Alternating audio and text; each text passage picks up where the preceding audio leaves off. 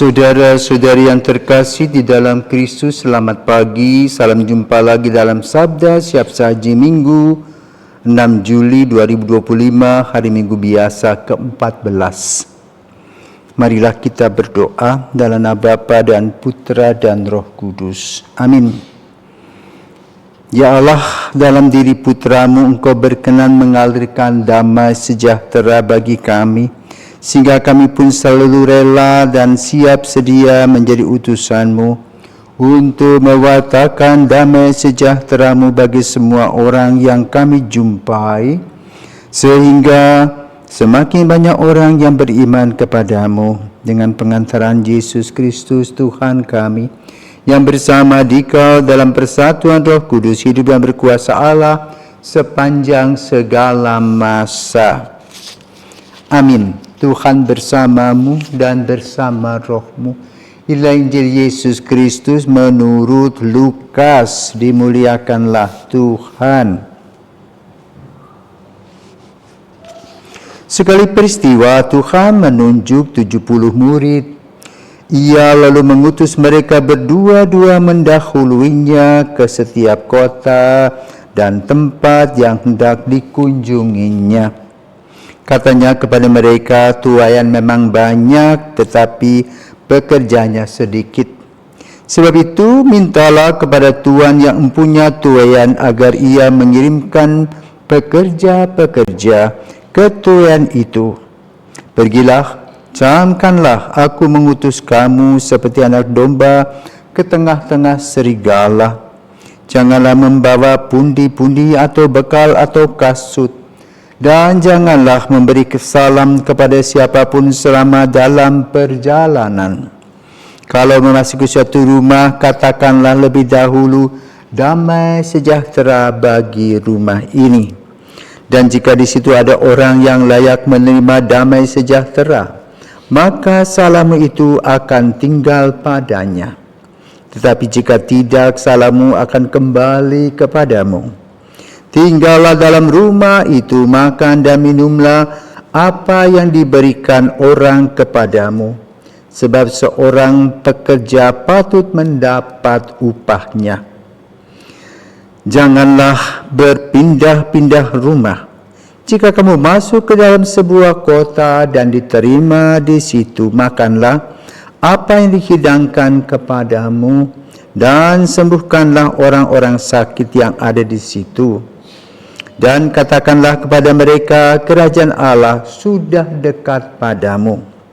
Tetapi jika kamu masuk ke dalam sebuah kota dan kamu tidak diterima di situ, pergilah ke jalan-jalan raya kota itu dan serukanlah juga debu kotamu yang melekat pada kaki kami. Kamu kebaskan di hadapanmu. Tetapi ketahuilah ini, kerajaan Allah sudah dekat. Aku berkata kepadamu, pada hari itu Sodom akan lebih ringan tanggungannya daripada kota itu. Sesudah menyelesaikan perutusannya, ke-70 murid itu kembali dengan gembira dan berkata, Tuhan, setan-setan pun takluk kepada kami demi nama-Mu. Lalu kata Yesus kepada mereka, aku melihat iblis jatuh seperti kilat dari langit. Sesungguhnya aku telah memberi kamu kuasa untuk menginjak-injak ular dan kalajengking, dan kuasa untuk menahan kekuatan musuh, sehingga tidak ada yang dapat membahayakan kamu. Namun demikian janganlah bersukacita, karena roh-roh itu takluk kepadamu, tetapi bersukacitalah karena namamu terdaftar di surga. Demikianlah sabda Tuhan, terpujilah Kristus. Saudaraku terkasih, hari ini kita mendengar dari Yesus tentang perutusan para murid, 70 murid, dan juga kita semua yang sudah dibaptis dan mendapatkan sakramen Krisma. Karena melalui sakramen Krisma, kita dianggap menjadi dewasa dalam hal iman. Lalu apa tugas sebagai seorang murid? Kita tidak boleh hanya tahu hak kita saja, tetapi kita juga harus tahu kewajiban. Kewajiban kita itu sama seperti apa yang dilakukan oleh Yesus dan para murid. Selalu mewartakan kabar gembira, selalu melaksanakan atau menghimpun damai sejahtera di dalam kehidupan kita sehari-hari dalam cinta kasih. Maka di dalam cinta kasih terdapat belas kasih. Karena itu kita pertama kali harus mengucap syukur dan berterima kasih kepada Tuhan untuk apa yang Tuhan berikan kepada kita melalui nafas kita, kesehatan kita, kehidupan kita.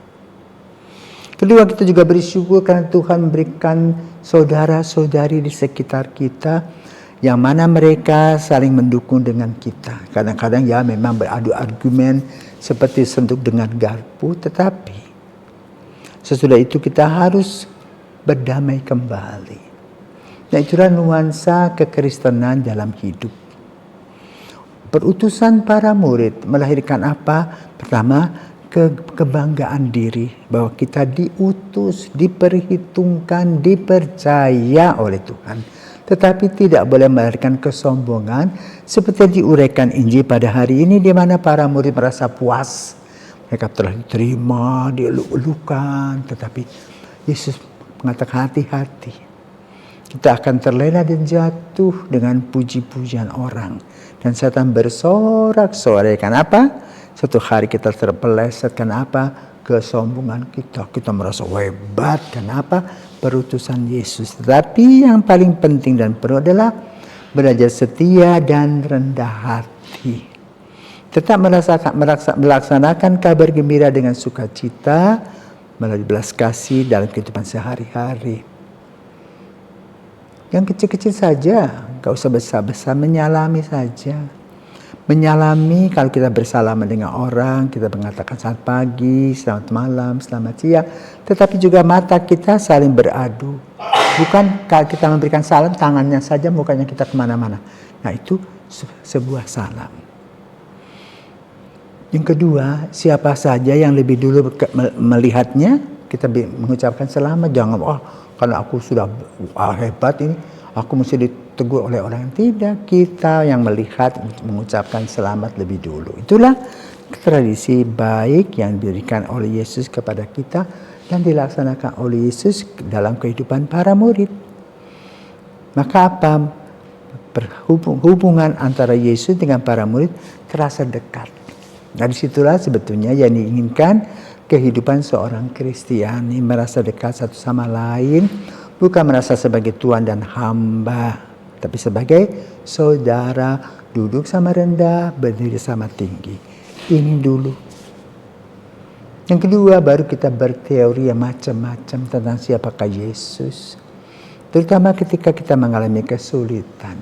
Nah, bagaimana sebagai seorang Kristiani, kita mengalami kesulitan, maka harus kita mempunyai pandangan susah atau senang, yang penting bersama dengan Yesus. Sehat maupun sakit, yang penting bersama dengan Yesus. Kenapa? Ujung-ujungnya tubuh kita akan kita tinggalkan. Tetapi rasa di mana kita merasa bersatu dengan Kristus, itulah yang akan kita bawa sampai kita menghembuskan nafas yang terakhir. Maka mengikuti Yesus berarti bersukacita, menerima dengan gembira apapun yang terjadi. Yang penting kita menerimanya dengan segala macam usaha. Bila ada masalah, kita memecahkan masalah. Bila kita ada pekerjaan, kita merasakan pekerjaan dengan sungguh-sungguh sambil berdoa. Dan hasil doa itulah yang kita akan dapatkan. Itu berupa berkat Tuhan. Semoga berkat Tuhan senantiasa hadir dalam diri kita sebagaimana dialami oleh 70 para murid dan menghasilkan kepuasan batin dan kebahagiaan. Karena itu kita selalu merasa syukur karena kita boleh dipanggil dan diutus. Tuhan menyertai. Selamat pagi.